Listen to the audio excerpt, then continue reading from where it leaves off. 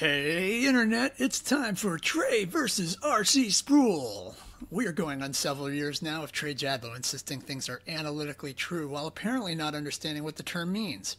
After playing yet another hilarious infraction from Trey today, I'm going to resort to my ringer, Trey's mentor, the dearly departed RC Sproul, to set Trey straight on the matter. I don't even like the argument being put forward, but can't stomach what must be by now blatantly intentional fallacious arguing on Trey's part. This is no small matter. This is an unwarranted claim to truth absent justification demonstrating it. It is epistemic theft and dishonesty. But first, for the uninitiated, Trey, pay attention. An analytic proposition is a proposition whose truth can be determined by means of analyzing the proposition. The classic example is bachelors are unmarried men. An analytic proposition tells you nothing of the world and boils down to things being true by way of definition and logic. So long as the subjects and objects entail the same meaning, it'll generally be analytic. Propositions that are not analytic are synthetic. Synthetic propositions are propositions whose truth is determined by examination of the world. Examples would be R.C. Sproul understood the synthetic analytic distinction, atoms decay uncaused, Trey needs to put on his thinking cap. As a side note, Willard Van Orman Quine destroyed analyticity in his famous paper, Two Dogmas of Empiricism, in the mid-20th century. I have a wonderful hangout full of sharp minds on the subject on my channel, so check it out. And now, for the fun, here's a portion of a hangout from today, January 1st, 2019, and a clip of the only person Trey listens to, R.C. Sproul. A antiquated form of understanding of changing. Real quick, compared to what he's using there. Real quick, folks. So, do we have examples in this modern age where things that exist that do not have an antecedent cause? Yes, we do. We have two. We have, for example, radioactive decay of a particular atom doesn't have a cause. And neither does the creation of virtual particles that can be measured by the Casimir effect. Okay. Hi, Steve. Nice to meet you. Can you tell me, are you familiar with David Hume at all?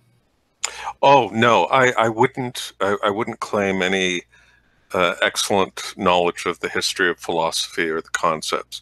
I read the story of philosophy years ago, and that's hardly a claim to knowledge of the subject. Okay. Well, when you give an example of saying there's an effect without a cause, can you give me an example how it can work, how you can define an effect without invoking the concept of cause? Well, first, we don't claim when we study the natural world that there has to be a concept that humans can digest. The universe is under no obligation to make sense to human beings. And that's why, for example, a physicist like Leonard Susskind talks about having to rewire your brain to understand the quantum universe. Okay. And he uses the word understand very loosely. Okay. So, but I don't see how this sort of talk about cause and effect leads us to proof of God. But I would shut up and let you speak. Well, you're an effect, aren't you? Pardon me? You're an effect, aren't you? Me, yes, and that's part of the problem. You and I cannot think in any terms other than cause and effect. That doesn't mean that every cause must have an effect. That's a human prejudice. Okay, that's a claim that you've made. Now I want you to demonstrate it. Sure. Radioactive decay. You cannot find a cause for radioactive decay. It simply happens. No, we know that we do not know what causes radioactive decay, but that does not mean that there's no cause. It means we don't know it. Would you agree with that? Can you prove there is a cause? Yes. Again, causality is analytically true. You cannot talk about causality without invoking the concept of, was it nothing? It was potentially, so the radioactive decay. What is... Okay, hold on. But there's a really easy way that we can get around this. If Trey is religious in his sense that when we talk about cause, we have to automatically assume an effect. I don't actually disagree with him on this, because they do have kind of a relation to each other. Well, we can describe something as like radioactive decay as an event, because there's nothing within the term an event happening that requires it to have an antecedent event. Oh, really? So, well, yeah, I mean, because if your entire argument is going to, for here, where you're saying that, okay, we can point to an effect without a cause. Now, definitionally, we might not be able to do that, which is fine if you want to keep to, the definitions that you're using to. And we're going to sit here and we're going to argue about definitions. So instead of triggering Trey and talking about, effects without causes, refer to them as, because there's nothing within the term event that requires an antecedent event. Event is the same thing. It's just an equivocation. No, it's not, because it's where is the relationship between a cause and event? Your objection only applies to the language we use to describe cause and effect. No, so an event is the actuality of a potential. It's the same thing. It's just an event. It's an effect. It's the same thing. I mean, just because people don't like it, I think Ozzy would like to do this too. He'd like to play games. Wait, and all of that sort of thing. But we understand the use of that language at a very elementary way.